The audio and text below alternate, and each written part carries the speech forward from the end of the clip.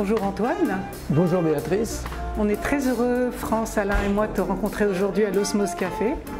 Alors je rappelle que tu es musicien, multi-instrumentiste, piano, saxophone, accordéon, et tu fais partie d'un groupe dans le 14e qui s'appelle les Indiens du quartier. Est-ce que tu peux nous en dire davantage sur ce groupe? C'est un groupe de 3, 4, 5, 6 musiciens, ça dépend. Et on est tous polyinstrumentistes, on joue plusieurs instruments. On chante principalement des chansons, des compositions à moi, qui racontent pas mal d'histoires du quartier, justement, du 14e, là, Parc Montsouris, Montparnasse, d'Enfer Rochereau, et rue Didot, voilà. Et aussi, on fait pas mal de jazz, des instrus jazz créole ou jazz brésilien. Qui ont transformé leur banque en bar, gérés par des lascars, tous émigrés de quelque part. Mais moi j'attends d'être le soir pour me perdre dans tes yeux noirs dans mon quartier. Je t'ai rencontré et je me sens tout beau. C'est très influencé reggae aussi et blues, voilà. Les rythmiques sont très blues reggae. Qui sont les personnes qui composent ce... Alors il y a Jean-Noël Bertrand qui est le régional de l'Étape, on l'appelle comme ça parce que c'est une figure du 14e. Oui, tout à fait, c'est le président de l'association Calédoïque. Quand on sort dans la rue, on ne peut pas marcher avec lui. Je lui dis présente-toi à la mairie, tu vas être élu. Il n'y a aucun... Donc il ne veut pas se présenter. Mais, donc il joue toutes les flûtes. Franchement c'est un super flûtiste de musique traditionnelle avec des flûtes en bois, flûtes aussi classiques. Il joue la flûte basse, la flûte en sol. Il y a Anatole Dumas-Primbaud, lui il a un défaut, c'est qu'il habite dans le 19e, donc il est là-haut. Il joue la batterie et la trompette. Voilà. Et il y a Phil Demour, qui est le ch'ti du groupe, lui il joue la guitare 7 cordes. Comme on n'a pas de bassiste, il joue une guitare 7 cordes avec une corde de basse en plus. Et moi je fais donc piano, accordéon, sax, alto, et puis je chante, voilà. Et je compose la plupart des chansons. Ouais. Et il existe depuis combien d'années? Alors, c'est toute une histoire. Moi, c'est mon histoire de compositeur, de parolier. Depuis longtemps que je fais ça. Et j'avais un groupe qui s'appelait Paname Tropical. Après, c'était Paname Tropical et le Bal des Familles.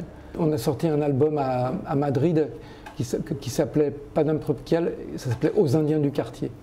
Il y a de la poésie dans ce nom-là, et comme on a besoin de poésie, voilà, je pense qu'il faut vivre dans la poésie plutôt que dans le matériel. Donc je trouve que c'est un nom qui est bien pour la musique qu'on fait. Et il se produit à quel endroit? Je joue souvent à l'Osmose Café, aujourd'hui on est là. Quand tu fais de la musique, il te faut un quartier général.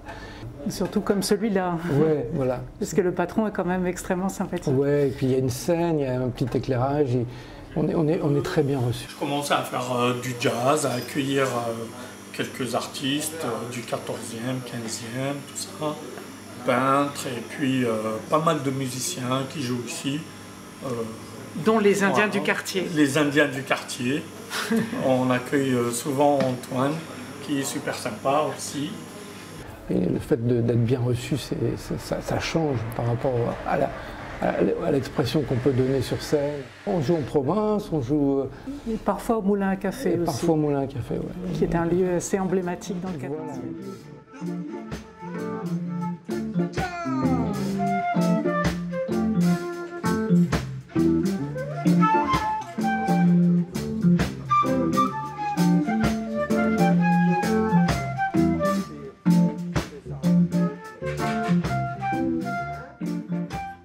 Tu es vraiment un enfant du 14e et tu as d'ailleurs écrit plein de chansons sur le 14e, comme tu le disais précédemment, et en plus sur ton enfance ici dans le 14e. J'habitais rue de Montsouris à l'époque, c'est la rue Paul Fort maintenant. Elle s'appelait rue de Montsouris, mais comme il y avait tellement de rues qui s'appelaient Montsouris, ils l'ont débaptisée. Et ma grand-mère, elle avait un hôtel... un petit hôtel-restaurant rue de la Tombissoire, à l'angle Tombissoire et rue Montsouris. Et je faisais de la Tombissoire et par l'avenue Reille, je descendais au parc Montsouris avec mon grand-père.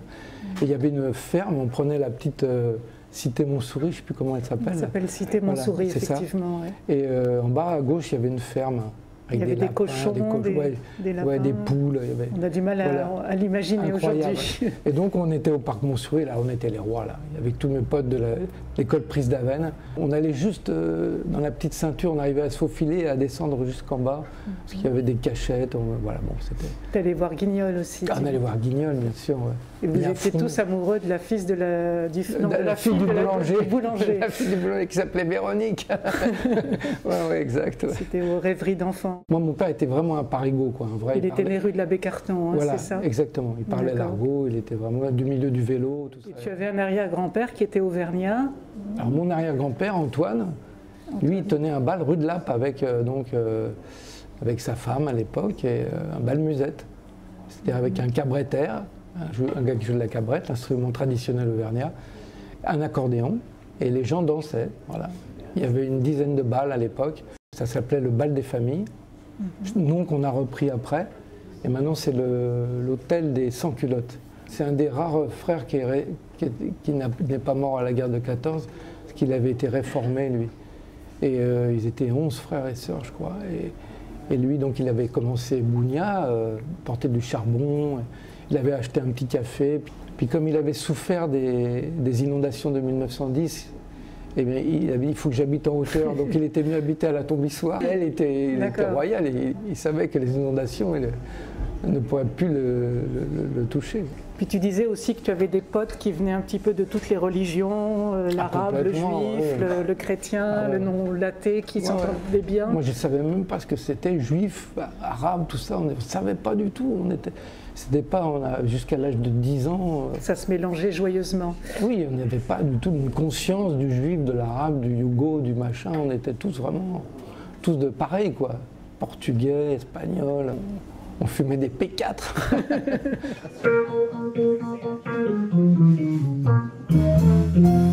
J'aime bien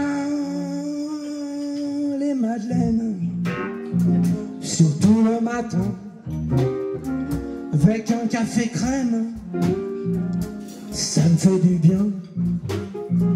En lisant l'équipe, les 3 rubriques, football, boxe, vélo, ça me rend marteau.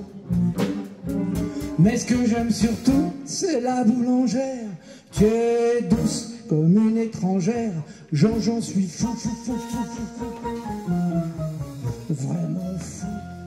Tu as écrit aussi quelques petites chansons sur une minuscule rue qui s'appelle la rue de l'Eure, dans le 14e. Oui. Elles disent quoi, ces chansons? Alors, la rue de l'Eure, j'habitais un rez-de-chaussée. J'avais un piano à queue que j'ai toujours dans le studio. On dormait sous le piano, bon, c'était une époque très, très bohème. J'ai fait une chanson qui s'appelait La Rivière, et qui transportait les mots doux des amants perdus, et voilà, toutes les histoires d'amour du quartier. C'est très joli d'ailleurs, c'est très poétique. Ouais. Ouais. C'est toutes les histoires imaginaires du quartier, et qui véhiculées par un fleuve imaginaire. Et ce jour-là où je rêve de ça, il y a Fanny, une peintre du quartier, qui a peint un tableau avec ce fleuve qui coulait, et ça m'a vraiment frappé, donc j'ai fait la chanson, voilà. La Rivière, ça s'appelle. La chaussée. Et la nuit ne passe que des fous, que la vie elle a déglingué. En petits bouts, ils découpent leur bonheur, leur malheur, ça monsieur dame, y a pas de doute. L'espoir et le désespoir tenant tous deux sur ce petit bout de trottoir. Mais il coule dans notre quartier une rivière avec des... Comment es-tu tombé dans le monde musical, enfin plutôt dans la musique, et puis également quelles sont tes influences musicales? Alors vraiment le départ c'est le 14e. J'étais à l'école Prise d'Avesnes, et le midi, des fois j'allais manger chez mon pote Marc Israël, qui habitait rue Sarrette. Et donc lui il faisait du piano. Et il jouait, donc il devait avoir 8 ans, on avait 8-9 ans, et il était déjà très très bon. Et là, ça m'a... Ça t'a scotché? Complètement, oui. Donc je suis rentré, j'ai dit à ma mère, je voudrais faire du piano.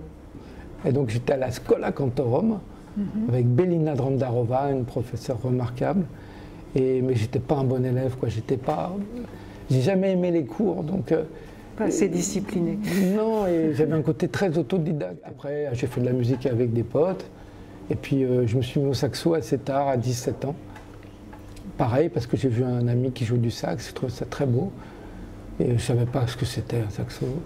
Et puis après, donc saxo, musique brésilienne beaucoup. Donc là, ce sont tes influences. Voilà, et Charlie Parker, bien sûr, musicien de jazz. Tu avais parlé aussi comme source d'inspiration de Michel Audiard. Ah oui, oui, pour les paroles. Pour les paroles. Ah bah ouais, j'adore Michel Audiard. Antoine Blondin, Michel Audiard, c'est plus les choses que j'ai écoutées et lues.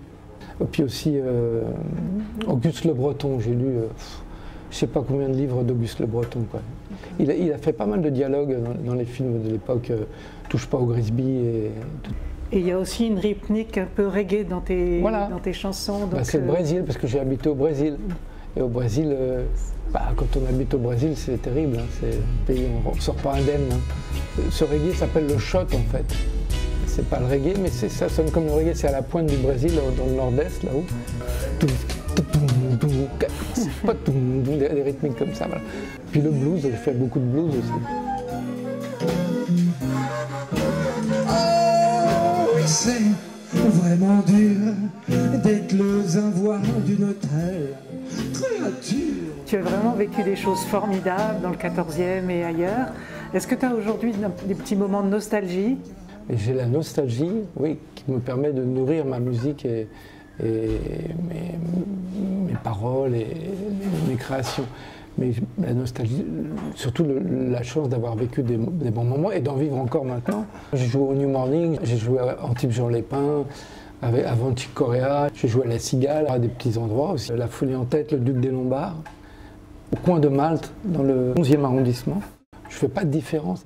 Pendant 10 ans, tu as joué au Petit Journal Montparnasse. Qu'est-ce que représentait ce lieu pour toi et puis aussi pour le quartier à cette époque-là, entre 86 et 95? C'est le premier patron de boîte qui nous a fait confiance. C'est André Damon. Il nous a laissé nous exprimer, qui était un endroit brillant, parce qu'il y avait des super musiciens à l'époque qui passaient. Dédiés au jazz, hein, essentiellement. Oui, au jazz, oui. Jean-François Remonté, qui était le réalisateur de Rien à cirer à l'époque, de plusieurs émissions sur France Inter. Avec Laurent Ruquier. Nous avait pris un morceau et on a fait l'indicatif de Rien à cirer avec ce morceau-là. Je suis bien dans ce que je fais maintenant. Je trouve que j'ai fait des progrès en plus. Je suis meilleur qu'avant. Et je trouve que tous les jours, quand on travaille, on pratique son instrument, ses compos, on fait des progrès, tout âge, quoi. Bah, écoute, on te souhaite plein de bonnes choses pour la suite. Merci beaucoup. Merci beaucoup, Antoine. C'était vraiment super de t'entendre parler du vieux Paris. On était à fond dans la nostalgie. C'était très agréable. Ça gâte leurs belles dents et ça colle sur les doigts. Les grandes bourgeoises ne fument pas de gauloises. Ça, non.